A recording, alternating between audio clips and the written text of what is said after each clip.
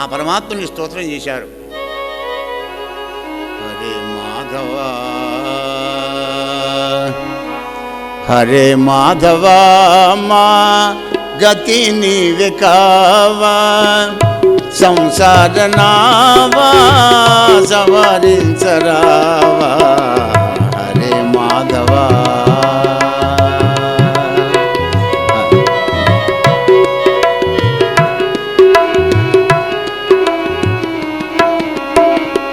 లీలా జగన్నాటకంబాడినావు, నీ మాయతో వింతగా చేసినావు, నీ మాయతో వింతగా చేసినావు. సుఖ దుఃఖములతో సరిదిద్దినావు, సుఖ దుఃఖములతో సరిదిద్దినావు. నీ లీలలు నీకే నిర్ణయించరావు, వేలలైన మేము చాలలేము స్వామి. హరే మాధవ హరే మాధవ మా గతి నీవే కావా, సంసార నావా సవరించరావా. హరే మాధవ. పురుషోత్తమా, ఆపత్తు వచ్చింది దేవతలకు అనగానే, నాయనలారా దేవతలారా బాధపడకండి, రాక్షసుల దగ్గరికి వెళ్ళి సంధి చేసుకొని స్నేహంగా ఉండండి. ఎందుకంటే వాళ్ళ దగ్గర ఖండబలం ఉంది, మీ దగ్గర జ్ఞానబలం ఉంది. జ్ఞానంతో పని కాదు, ఒక్కొక్కప్పుడు ఖండబలం కూడా కావాలి. దానవులతో చెలిమి చేసుకొని మందర పర్వతాన్ని క్షీరసాగరంలో వేయండి. పాలసముద్రంలో అట్టడుగులు ఔషధులు ఉన్నాయి, చల్ల చేస్తే క్షీరసాగర మదనం చేస్తే అమృతం పుడుతుంది. ఆ అమృతం అంతా మీకు వస్తాను పండరా అన్నాడు నారాయణమూర్తి. దానవుల దగ్గరికి వెళ్ళి స్నేహం చేసుకున్నాడు. బలిచక్రవర్తి దగ్గరికి వెళ్ళి, అక్కా చెల్లెళ్ళ కొడుకులం మనకు ఎందుకయ్యా ఈ బాధలన్నీ, క్షీరసాగర మదనం చేద్దాం పదండి, మందర పర్వతాన్ని పట్టుకొని వస్తామని దానవులందరినీ కూడా తీసుకొని బయలుదేరి వెళ్ళారు. మందర పర్వతాన్ని ఎప్పుడైతే పెగిలించుకొని భుజాల మీద పెట్టుకున్నారో, ఒక 2 ఫర్లాంగులు నడిచారంతే. మహారాజా మందరము మోవనోపమి, మందరము మోవనోపమి, అందరిపై బడి అన్నది వది చోద్యముగా. కొందరు నేలంగలిసిరి, మరి కొందరు నుగ్గైరి చనిరి, కొందరు కొందరు నుగ్గు అయిపోయినారట, కొందరు విడిచిపెట్టి పారిపోయిపోయినారు, కొందరికి దెబ్బల్లా కాల్చేతులు విరిగాయి పాపం. అయ్యో ఎందుకు పోయినాం శ్రీహరి దగ్గరికి, ఈ అమృతం లేకుంటే ఏం బాయ్, ఆదిలో అనే అంశబాధ అయిపోయింది మన బతుకులన్నీ అనగానప్పుడు విష్ణుమూర్తి గరుత్మంతుని మీద మందర పర్వతాన్ని పెట్టుకొని సముద్రం దగ్గర తీసుకొని వచ్చాడయ్యా రాజా. కవ్వం వచ్చింది, మరి తాడు కావాలి కదా. అప్పుడు వాసుకి అనే సర్పరాజు దగ్గరికి వెళ్ళారు దేవతలంతా. శంకర భగవాని మెళ్ళో ఉంటాడు వాసుకి జాతి. ఏమయ్యా సర్పరాజా, దేవదానవులను క్షీరసాగర మదనం చేస్తున్నాం, మా కాస్త సహాయం చేయాలి మా అనుభవ. చిచి నేనా, అమ్ము నా బొక్కలను ఎదురుకుతే నేను చెయ్యనయ్యా. అరే నీకు తాగినంత అమృతం పోస్తామయ్యా మహానుభావ, నేను ఎంత తాగుతంత పోస్తారా, నువ్వు తాగాకమే మంచుకుంటాం. అయితే ఓకే వస్తావా. ఆశ దోషం ఎరగదట. అప్పుడు బొక్కలు విరగవా, బొక్కలు విరియాంకనే కదా నీకు ఆనక అమృతం దొరికేది. ఒప్పుకున్నాడు. తీసుకువచ్చారు, పెట్టారు, 3 ముళ్ళు వేశారు. ఉభయులు దేవదానవులు క్షీరసాగర మదనం చేస్తున్నారు. సల్లా కవ్వపు గుత్తి గిరగిరా గిరగిరా తిరుగుతుంది. విడి ఉండి అని పాము మొత్తుకుంటుంది, పట్టుండి అని చల్ల చేస్తున్నారు. ఆయనతో బుడుక్కున మందర పర్వతం నీళ్ళల్లో మునిగిందయ్యా రాజా. ఎలా వికమం వేశారు దేవతలంతా. 1,00,000 యోజనాల వెడల్పుతోని కపటాకృతి కుర్మావతారం ఎత్తి మందర పర్వతాన్ని మీదికని నాయనలారాయిగా చల్ల చేసుకోండి. కూర్మావతారం ఎత్తి పర్వతాన్ని మీది చేసినాడు. మరి ఆ విధంగా చల్ల చేస్తున్నారు దేవదానవులు. ఇంకేమున్నది, అలా చల్ల చేస్తుంటే కవ్వపు గుత్తి వెనకకు కుడికి ఎడమకు తిరుగుతూ ఉండంగా లోపల హాలాహల విషం ముట్టిందయ్యా రాజా. సులభంగా అమృతం దొరుకుతుందా? ఏమిటా అమృతం? జ్ఞానామృతం. సాధన చేయంగా తత్స్వయం యోగ సంసిద్ధి కాలానాప్త నిందతి. కొంతకాలానికి వానికి అర్థమవుతుంది. సాధన చేయాలి కదా. ఇంకేముంది, హాలాహలం పుట్టింది. బ్రహ్మాది దేవతలంతా హాలాహలం పట్టుకొని కైలాస నగరాన్ని చేరుకున్నారు. సదాశివుడు ముందరికి పోయినారు, బోరగిలా పడ్డారు. భూతాత్మ భూతాత్మ భూతేశ భూత భావన రూప దేవదేవా, భూతాత్మ భూతేశ భూత భావన రూప దేవదేవా, మహదేవ శివ రుద్ర మమ్ముగా పాడుమా,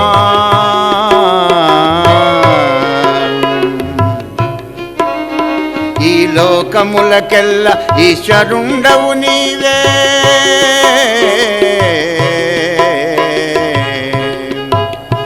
ఈ లోకములకెల్ల ఈశ్వరుండవు నీవే, బంధమోక్షములకు ప్రభుడవీవే, బంధమోక్షములకు ప్రభుడవీవే, భూతాత్మ భూతేశ భూత భావన రూప దేవదేవ మహాదేవా.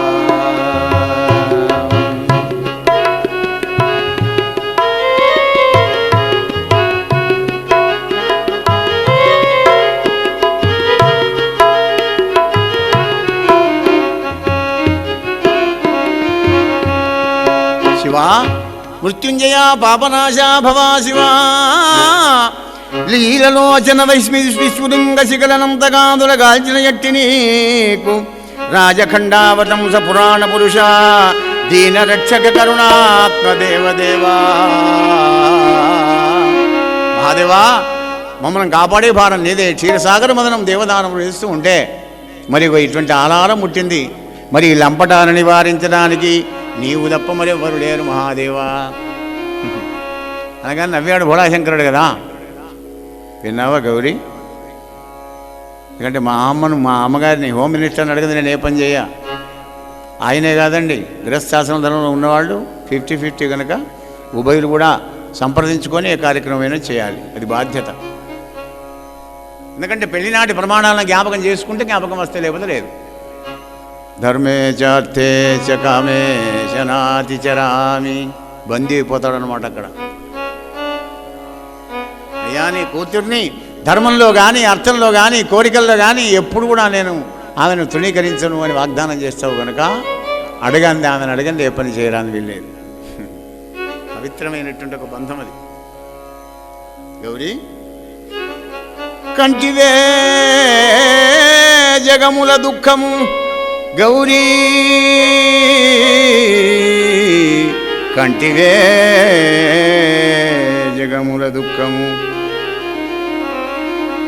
వింటివే జలజనిత విషము వేడిమి, ప్రభువై ఉంటకు ఆర్తుల ఆపద గెంటించుట ఫలముగాదే, మృగాక్షి వింటివే. పాపం ఆ దేవతల బాధను గమనించావా గౌరీ? చూడు ఎంత బాధపడుతున్నారో అని సదాశివుడు గౌరీని నెపంగా పెట్టుకొని మనకు సందేశం ఇస్తున్నాడండి. జాగ్రత్తగా వినండి. మనం ఏది చేయకున్నా మన విద్యేస్తే చాలు. ఇప్పుడు భాగవతంలో కూడా 24,000 పద్య గద్యాలు రూపించి పోతన గారు 18,000 శ్లోకాలతో వ్యాసదేవుడు ఎందుకు నిర్మాణం చేశారంటే, ఇన్నిట్లలో ఏదన్నొక్క శ్లోకం లోపల ఏదన్నొక్క భావాన్ని ఏదొక్క ఆధారాన్ని పట్టుకొని అధేయమైన పరమాత్మ దగ్గర చేరుకోవాలి ఈ జీవులు అనే ఉద్దేశంతోనే, అవ్యాజమైన కరుణతోనే, ఇది కాకపోతే ఇది, ఇది కాకపోతే ఇది, ఇది కాకపోతే ఇది, ఏది చేత కాకపోతే ఇది. ఏమిటది? పరహితము చేయునెవ్వడు, పరహితము చేయునెవ్వడు, పరమహితుండగును భూత పంచకమునకు. పరహితమే పరమధర్మము, పరహితునకు ఎదురు లేదు లేదు. ఓ పర్వెందుముఖి, పరహితునకు ఎదురు లేదు లేదు. గుళ్ళకు వద్దు, గోపురాలకు వద్దు, అభిషేకాలకు వద్దు, జపాలు వద్దు, ధ్యానాలు వద్దు, పూజలు వద్దు, మీకు ఏం అవసరం లేదండి. పరోపకారం చేసుకుంటూ పోతే చాలు, మీ జన్మం ధన్యం. మనకి ఎదురే లేదు. మరి ఏమవుతుంది? మాకేం లాభమయ్యా? కమర్షియల్ టైప్ కదా కలియుగం. పంచమహాభూతాలు ఎప్పుడు నీ ఊడిగం చేస్తాయి నాయనా. పంచమహాభూతాలు అంటే 84 లక్షల జీవరాశులు ఎప్పుడు నీ క్షేమం కోరుతాయి. గౌరీ ఏమంటావు? స్వామి నువ్వు పరోపకారం చేస్తానంటే నేను వద్దంటానా? తాగండి అంది. పరీక్షిత్ అన్నాడు, మునీంద్ర ఆగు. ఏమిటయా?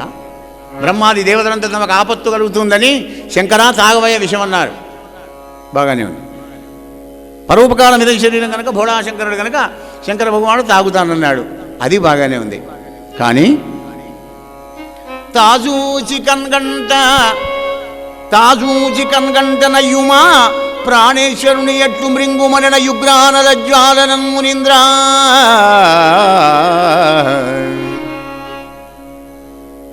తన కళ్ళతో చూసుకుంటూ భర్తకు విషం ఇచ్చే భార్య ఎక్కడైనా ఉంటుందా అనే? ఏం చెప్తున్నావు గురుదేవా, ఇది ఎట్లా పసుకుతుంది చెప్పు అన్నాడు పరీక్షిత్. ఏ భార్య అయినా కానీ విషం పెట్టదా భర్తకు? ఎంత గయ్యాళి గంపైనా కానీ. ఆయన బతికుంటేనా మంగళసూత్రం అనే భయమో భీతో భక్తి ఏదైనా ఉంటుంది కదా. కానీ విషం తాగవేదనుడైంది ఆయన అంటే బోళాశంకరుడు తాగుతున్నాడు. రాజా విను. మృంగడివాడు విభుండని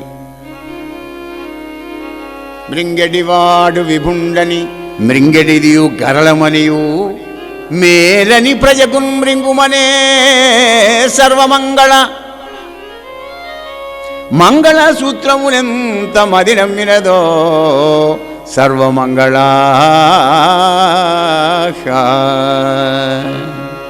మృంగడివాడు విభుడు. అది ఎటువంటి మాంగళ్యం? కామేశబద్ధ మాంగళ్య సూత్రశోభిత కంధర. ఆమె యొక్క ఇక్కడ ఈ మెడ భాగం లోపల తలతలా దగదగా మెరిసిపోతుంది. కామేశ్వరుడు కట్టినటువంటి మంగళసూత్రం సర్వమంగళ, అందరి మంగళసూత్రాలు కాపాడే తల్లి. ఆమెకు తెలుసున్నాయి ఆయన భర్త యొక్క సంగతి. పరోపకారం చేస్తున్నది. నా భర్త పరోపకారం చేస్తున్నాడు. ఏం కాదు ఆయనకు విషం తాగితే. నేరేడు పండ్ల రసం తాగినట్టుగా లోకద్రోహి ఎక్కడికి పోతావు రమ్మని గడగడ తాగి పరిశ్రాడు సదాశివుడు. అది లోపలికి పోతే మరి లోపల లోకాలున్నాయి కదా, వాటికి అపకారం కలగకుండా తన గొంతులో నిలబెట్టినాడు శంకర భగవానుడు. కానీ అప్పటి నుంచి కాలకంఠుడు, శ్రీకంఠుడు, నీలకంఠుడు, గరళకంఠుడు అయినాడు ఆ పరీక్ష మహారాజా. నరేంద్ర, హాలాహల భక్షణం పరమాత్ముడు శివుడు చేసినటువంటి ఒక ఈ హాలాహల భక్షణం ఎవడైతే వింటాడో వానికి విషమైన జంతువులతోని ఎట్లాంటి ఒక ప్రమాదం కొండ ఉండదయ్యా. నమ పార్వతీపతే హర మహాదేవ. మహారాజా, ఆ రత్నాకరాన్ని చల్లజేస్తున్నారు. మంచి తెల్లటి ఏనుగు పుట్టింది ఐరావతము. దాన్ని ఇంద్రునికి ఇచ్చినాడు. కామధేను కలుపుతడు పుట్టింది. కామధేనువు ఆవు గోమాత. జెర్సీ ఆవు కాదండి. జెర్సీ ఆవులన్నీ ఇంగ్లీష్ వాడు కల్పించినాయి. కానీ మన కామధేను సముద్రంలోంచి పుట్టినటువంటి కామధేను అవి ఇంద్రుడికి ఇచ్చినాడు. అశ్వం పుట్టింది, మంచి పంచాశ్వం, పంచకళ్యాణ గుర్రం. దాన్ని బలి చక్రవర్తికి ఇచ్చినాడు. అప్సరసలు పుట్టినారు. చంద్రుడు పుట్టినాడు, ఆకాశంలో ఉండి బొమ్మన్నాడు. ఇంకా చల్ల చేస్తున్నారు. జూన్ జూలైలో మెరుపెలా వస్తుందో అలా తొలుకారు మెరకు కైవడి తలతల ఎనిమేను మెరయ ధగధగయనుచో కలుముల నీనెడు చూపుల చెలువంబుల మొదలిట్టెంకి సిరిగుట్టెనుపా. దగదగదగదగ మెరుసుకుంటూ లక్ష్మీదేవి అవతరించింది. పాల సముద్రంలో పడి ఉన్నటువంటి ఒక ఆ మీగడంతో ఒక్క బాదుకు జరిపి తయారు చేశాడా అన్నట్టుగా అంత అందంగా ఉంది ఆ తల్లి, ఆ అమ్మవారు. ఆమెకు వెంటనే ఇంద్రుడు తీసుకువచ్చి నవరత్నఖచితమైన సింహాసనం పెట్టాడు. సముద్రుడేమో పట్టుపుట్టాలు ఇచ్చినాడు. వరుణదేవుడు స్నానం చేయించాడు. మరి వాయుదేవుడు వచ్చి వింజామరపడి ఇసురుతున్నాడు. బ్రహ్మదేవుడు కల్పం మంత్రాలు చదువుతున్నాడు. అరుణదేవుడు శ్రీ సూక్తం చదువుకుంటూ అభిషేకం చేశాడు. ఎందుకంటే అమ్మ అందరికి కావాలి, అయ్య లేకుండా నడుస్తుంది. కానీ ఎందుకంటే అమ్మ ఉండాలి కదా, అమ్మ లేకపోతే బతికెట్ట. అందరూ సేవలు చేస్తున్నారయ్యా, ఆ తల్లిని ప్రార్థన చేస్తున్నారు దేవతలంతా కూడా. మహారాజా,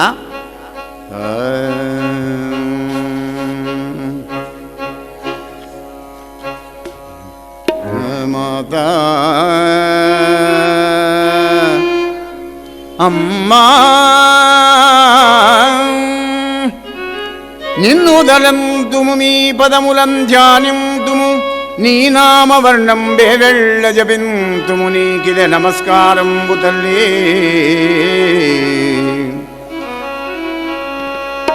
నిన్ను పూజింతు భజింతు విల్లడల విందున్ కందు పేర్కొందు, నన్ను పాటించి యజింప నన్ను విడువ దోషంబు నీకయ్యడు మాత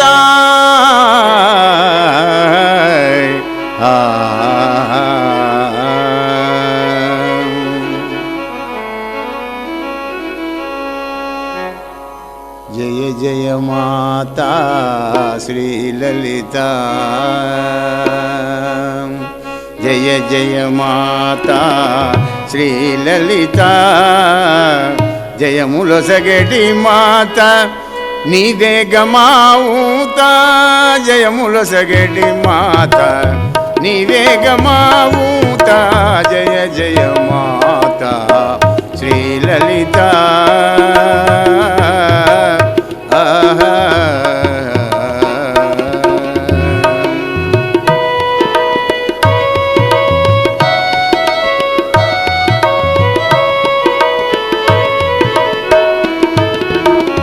సిరులనొసగడి తల్లి శ్రీలక్ష్మి జయలక్ష్మి సిరులనొసగడి తల్లి శ్రీలక్ష్మి జయలక్ష్మి చింతలను బాపేటి శ్రీహరి దేవేది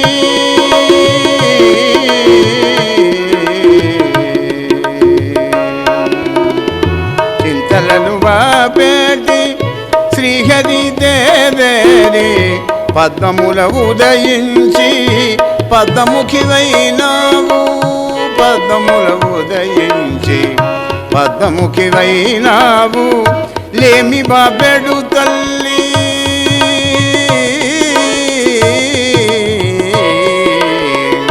లేమి బాబెడు తల్లి లేరమ్మని సాటి లేమి బాబెడు తల్లి లేరమ్మని సాటి జయ జయ మాత శ్రీలలిత జయములొసగడి మాత నీవే గమావుత జయ జయ మాత శ్రీలలిత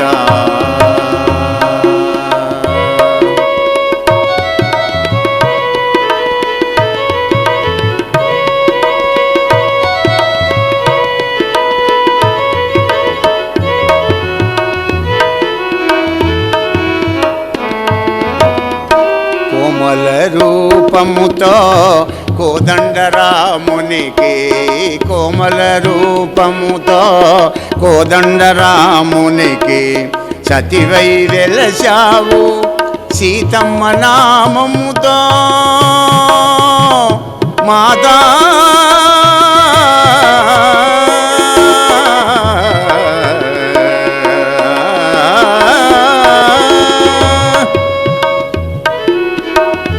కోమల రూపముతో కోదండరామునికి సతివై వెలిశావు సీతమ్మ నామముతో వైభవముతో నీవు వైదర్భిగా వెలసి వైభవముతో నీవు వైదర్భిగా వెలసి కృష్ణ పరమాత్ముని కోరి పెళ్ళాడితివి కృష్ణ పరమాత్ముని కోరి పెళ్ళాడితివి జయ జయ మాత శ్రీలలిత జయములొసగడి మాత నీవే గమావుత జయ జయ మాత శ్రీలలిత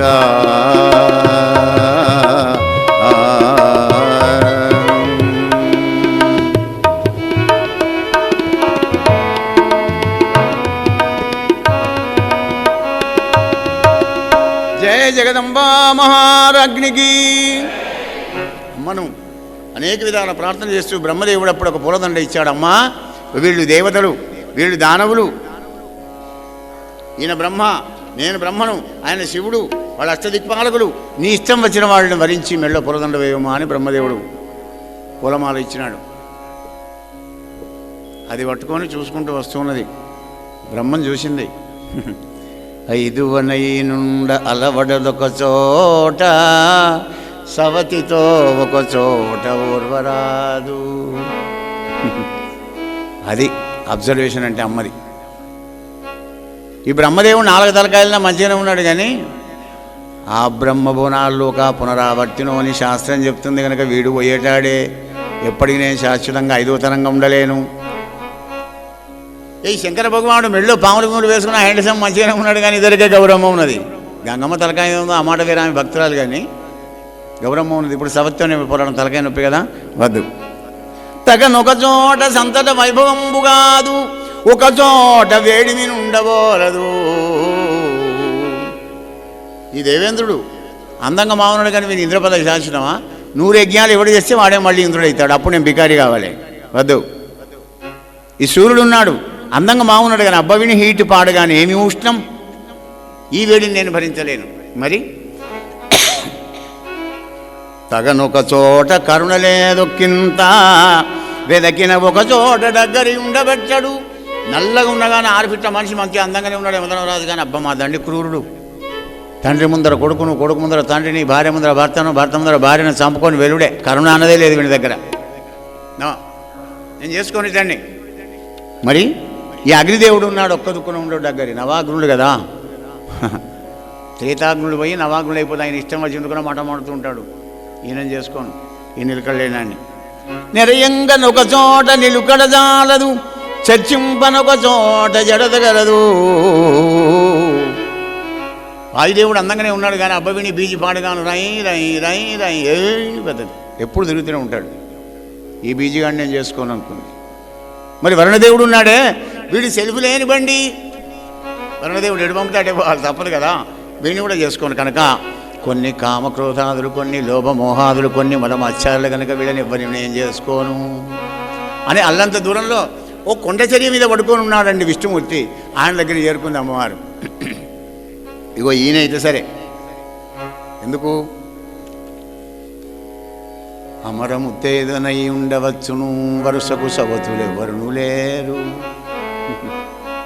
ఆయన చావండి, నేను చావా. ప్రకృతి పురుషులం ఎప్పుడు ఉంటాం. నేనే ఫస్ట్, నేనే లాస్ట్. సవతి పోరాటం కూడా లేదు. వెలయంగ నస్రంత విభవమీతని ఇల్లు, శృంగార చందన శీతలుండు. అలుగడెన్నడు శుద్ధ కారుణ్యమయమూర్తి, విమలుండు గలిసి సేవించవచ్చు. నెరినాడి తిరుగడు నిలుకడగలవాడు, మరి సకల కార్యములందు జడతలేదు. నమ్మడంగా ఉంటాడు, అని టెన్షన్ పడడు, పరుగులు ఎత్తాడు, కోపానికి రాడు. శృంగార పురుష చక్రవర్తి, శాంతుడు, సాధురక్షకుండు, షడ్వర్గరహితుండు. నాచుడయ్యనే నీ నడపనోబు, ఇతడే భర్తయను ఇంతి సరోజాక్షు. పుష్పధామకమున పూజ చేసిన నరేంద్ర.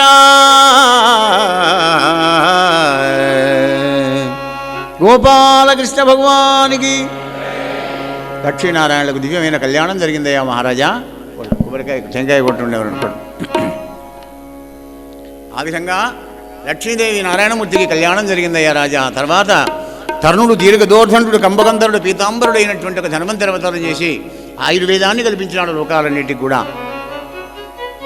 బాధ నుంచి ఉపశమనం చేస్తుంది, ఆయు ప్రమాణాన్ని పెంచదు, కానీ బాధ ఉపశమనం చేసి రోగ ఉపశమనం చేస్తుంది ఆయుర్వేదం. అటువంటి ఆయుర్వేదాన్ని కల్పించిన మహానుభావుడు ధన్వంతరి అవతారం. 24 అవతారాల్లో అదొక అవతారమయ్యా రాజా. మరి ఇంకేముంది, అమృతం పట్టుకొని ఇచ్చాడు ధన్వంతరి. దేవతల చేతిలోకి వచ్చింది. వచ్చిన ఒక్క 2 సెకండ్లలోనే రాక్షసులు ఎక్కడి నుంచో డేగదనుకుపోయినట్టుగా తనకు వెళ్ళారండి. అప్పుడు దేవతలు పాపం వెరచి సురలు శ్రీహరికి మొరలు పెట్టిరి. శ్రీహరి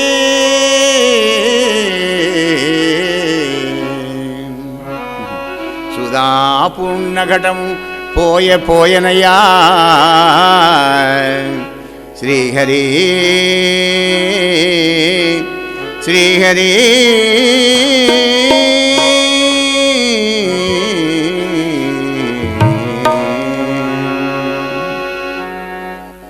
కనికరించలేవా మము కరుణ చూడరావా. కనికరించలేవా మము కరుణ చూడరావా. కారుణ్య సుగుణధామా రామా శ్రీరామా. కనికరించలేవా మము కరుణ చూడరావా. కారుణ్య సుగుణధామా రామా శ్రీరామా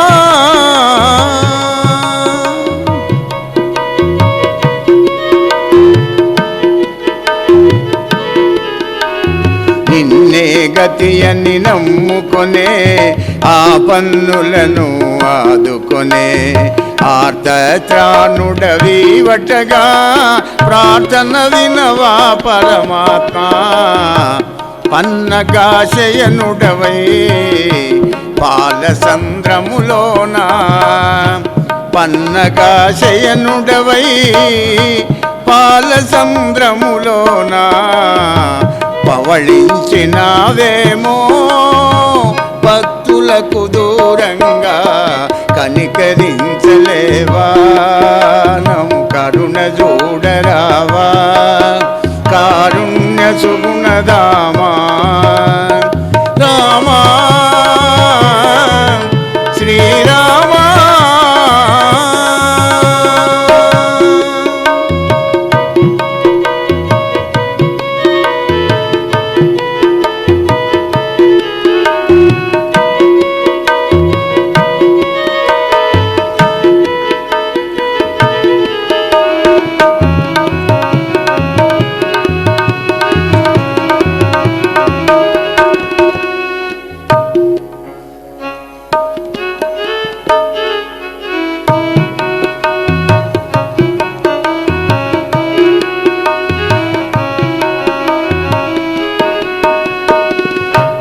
ఇట్లు శరణాగతులైన వేలుపుల దైన్యాన్ని వాపడానికి ఆశ్రిత వత్సరుడైన పరమాత్మ దివ్యమైన మోహిని రూపాన్ని కపట యువతీరత్న రూపాన్ని ధరించాడయ్యా రాజా. లక్ష్మీ మహారాజా కాళ్ళ గజ్జలు గల్లి గల్లుమంటుండగా బయలుదేరి ఆ దానవులందరూ గుమిగూడు కూర్చున్న అమృతభాండం దగ్గరికి రాగానే ఆ మోహిని దేవతను చూసి, అవతారమే మోహిని కదా, అందరినీ మోహింపజేసేదే మోహిని, కానీ మోహనుడు కాడు. మోహన అంటాం మనం. మోహన అంటే మోహన్ లేనివాడు. మదన మదం కూడా లేనటువంటి వాడు పరమాత్మ. ఆయన దగ్గర ఈ ఆరుగుండు షడ్వర్గ రహితుండు, ఈ ఆరు కూడా ఏమి ఉండవు. అందరినీ మోహింపజేస్తాడు కానీ తన మోహంలో వాడు. అందుకే అంటాడు అర్జున, త్రిభిర్గుణమయైర్భావై త్రిభిర్గుణమయైర్భావై రేభి సర్వమిదం జగత్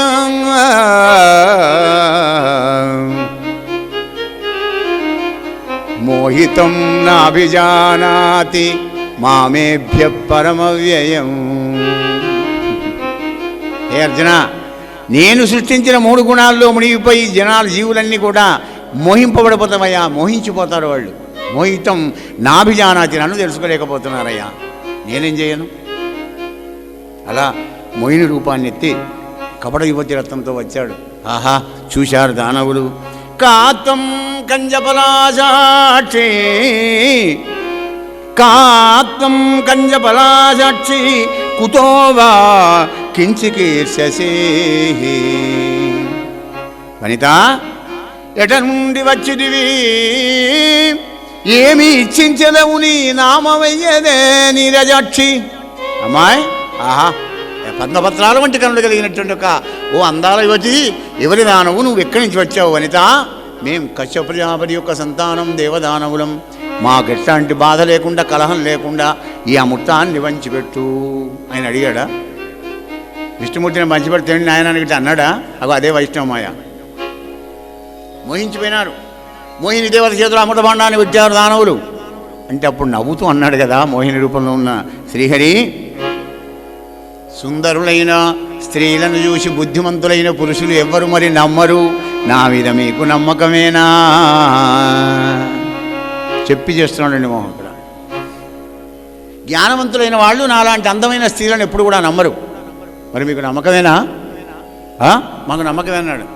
అయితే మీరు లోపల పడ్డాడు, పపలకాలు వేశారు అనుకున్నాడు పరమాత్మ. అమృతభాండం తీసుకున్నాడు, 2 గములుగా కూర్చుండబెట్టాడు దేవదానవులను. కుడి దిక్కు దానవులు, ఏనో దిక్కు ఏమో దేవతలందరూ కూర్చున్నారు. తాగండి తాగండి అని పోస్తున్నాడు. మరి వీళ్ళేం గడబడి చేయద్దు కదా, వీళ్ళని మోహింపజేయాలి కదా దానవులను. వేగిరపడకుడో వినుడు దానవులారా, తడవు చేయగమత్తు దైత్యులారా. బాబు దానవులారా తొందరపడకండి, వీళ్ళు కోసుకుంటే ఇట్లా చూపు దగ్గర వస్తాను నాయన, తొందరపడి గాబరపడకండి, ఇప్పుడే వస్తా. అటు చక్కగా కూర్చుండుడని కన్నులల్లార్చి చనుగవ పయ్యడం జార విడిచి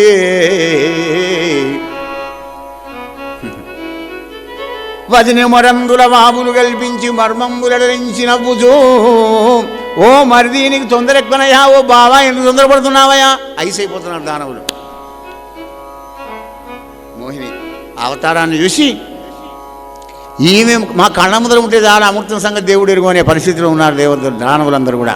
వెంటనే గబగబ తాగుండి అని దేవతలందరికీ అమృతం పోసినాడు. కానీ రాజకీయం అంతా ఎట్లా ఉందని రాహుకేతులు అనే వాళ్ళు వచ్చి ఈ దేవతల లైన్లో కూర్చున్నారండి.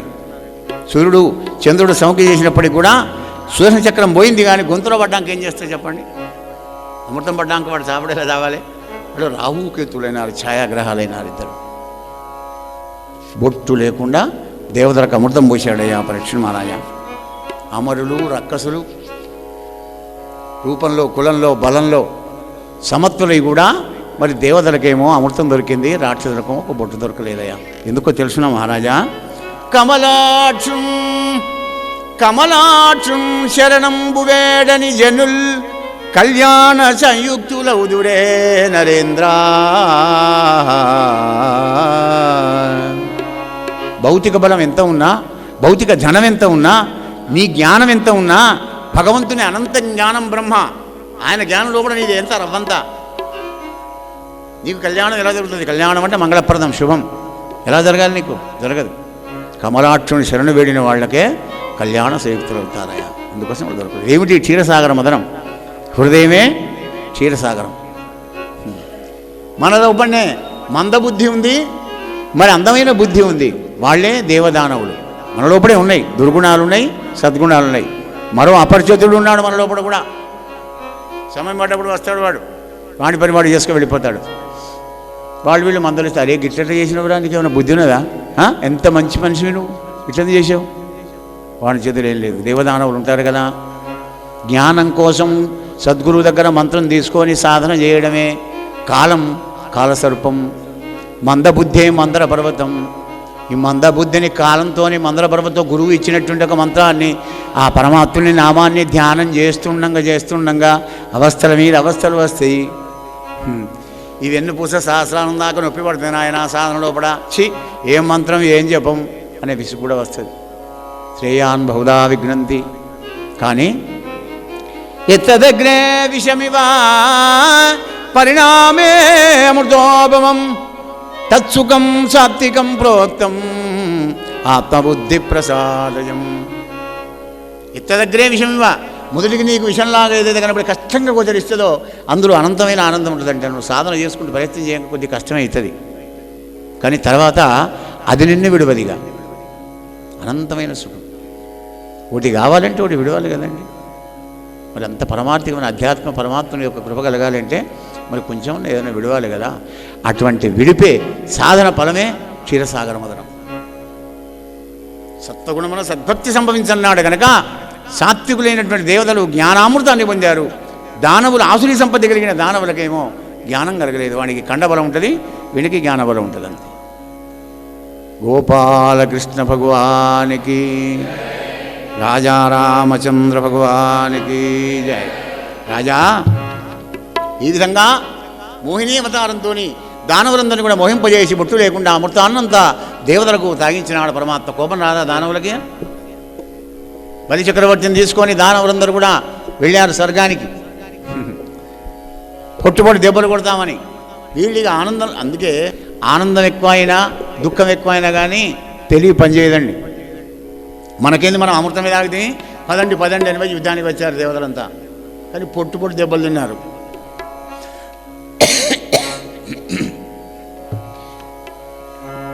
దానవుడు కొడుతూ ఉంటే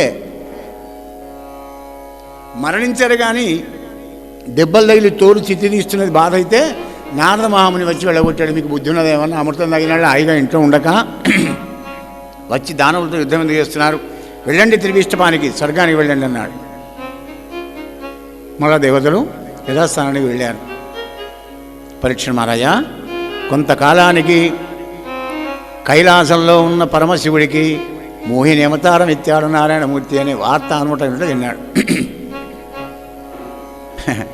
ప్రమదగణాలను తీసుకొని పార్వతీదేవిని తీసుకొని నందివాహనారూఢై వైకుంఠపురానికి చేరుకున్నాడు. అన్నాడు వైకుంఠ చతుర్దశి అంటాం. శివకేశవుల సమాగమం కార్తీక మాసంలో వస్తుంది పుణ్యం ముందన్నాడు. వచ్చి పురుష సూక్తంతో పరమాత్మని స్తోత్రం చేసినాడు.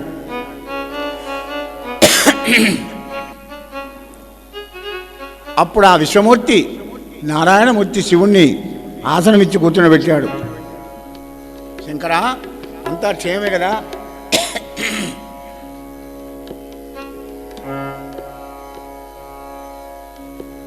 అప్పుడు శివుడు అన్నాడు, పురుషోత్తమ, శ్రీహరి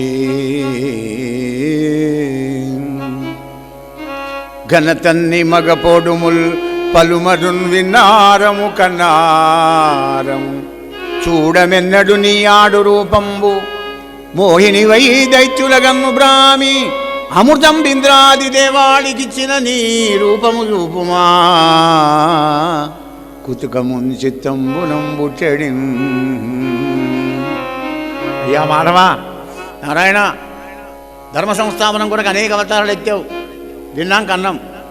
కానీ మొన్న దానవులను మోహింపజేయడానికి మోహిని అవతారం ఎత్తావుట కదా, గది చూడాలనిపిస్తుంది అన్నాడు పరమశివుడు. అప్పుడు సంబోధిస్తున్నాడు విష్ణుమూర్తి, శ్రీకంఠ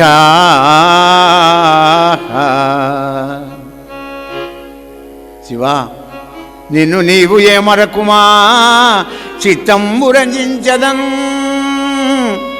నాకజ్ఞ చూడటా గురించుటకునైనాడేను గైకొన్న కాంతాకారము జగన్నిమజ్జనం మరి నీవై చూపెదేని చూపెదన్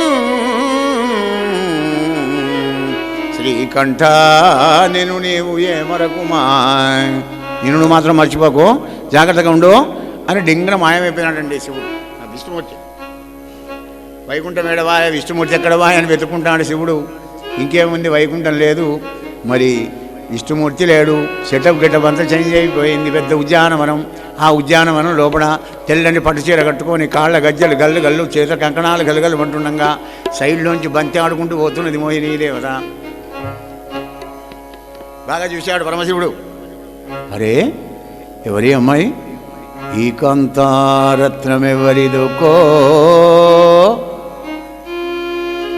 ఈ కాంతారత్నం ఎవరిదోకో, ఈ ఆడు రూపంబు మున్నే కల్పముల యందుగాన అజుడు ఈ ఇంటిని సృజించుడా తా లేకుండుటెల్ల నిజంబు వల్లభత నీ లీలావతించేరగా ఏ కంతుండుగలండో క్రీడలన్ క్రీడలన్ నాకు ఈ ఇంటి సిద్ధించునా, నాకు ఈ ఇంటి సిద్ధించునా. ఆహా, ఏ పుణ్యాత్తుని నోచుకున్నాడో దీన్ని పెళ్లి చేసుకోవడానికని. ఇంత అందమైనటువంటి ఈ రూపాన్ని ఎన్నడూ నేను బ్రహ్మదేవుడు సృష్టించగా ఏ కల్పంలో కూడా నేను చూడలేదే.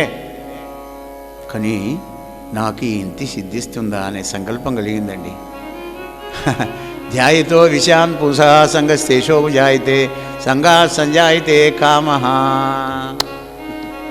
మనసు పడింది. ఇంకే 2 అడుగులు వేసాడు శివుడు. వెయ్యంగానే అక్కడ మోహిని దేవత 4 అడుగుల స్పీడ్ చేసిందండి. ఈయన 4 అడుగులు చేసామే డబల్ 8 అడుగుల స్పీడ్ చేసి వేగంగా పోతుంది. ఆయన వెనకాల పడ్డాడు పరమశివుడు. అలా పోతుంటే మారుతాహతి అంటే గాలి తాకిడికి మోహిని దేవత కట్టుకున్నటువంటి ఒక పట్టు వస్త్రం అంతా జారి కింద పడింది. శివయ్య మనస్సు కూడా కింద పడిపోయింది. ఆ రాజా మరిగా కొండలు ఏరుడు కొలంగులు వనంబులు దాటి శంభుండు సలం తన్మహాత్ముని నిర్మల మోఘ వీర్యంబు నేల మీద పడిన చోటెల్లా వెండియు పైడి అయ్యే ధరణి వీర్యంబు బడ తన్నుదాని రంగి దేవమాయా జడత్వంబు తెలిసహరుడు. భాగవతం లోపల శివుని వీర్యం బంగారం వెండి అయిందని చెప్తున్నాడు. మరి అష్టాదశ పురాణాలు, అష్టాదశ ఉపపురాణాలు కూడా అనేక ఉన్నాయి కదా. మరి వాటిల్లో పెట్టలోనూ స్వామికి శివకేశవులకు పుట్టిన వాడి చేతిలోనే మహిషిని రాక్షసుడు వస్తాడు కనుక వాణి కోసం అయ్యా అన్న అప్ప అన్న ఒకటే, ఆయనే అయ్యప్ప స్వామి అవతరించాడు అని మనకు ఇంకో శాస్త్రం చెప్తుంది. భాగవతంలో వెండి బంగారం అయింది అన్నాడు.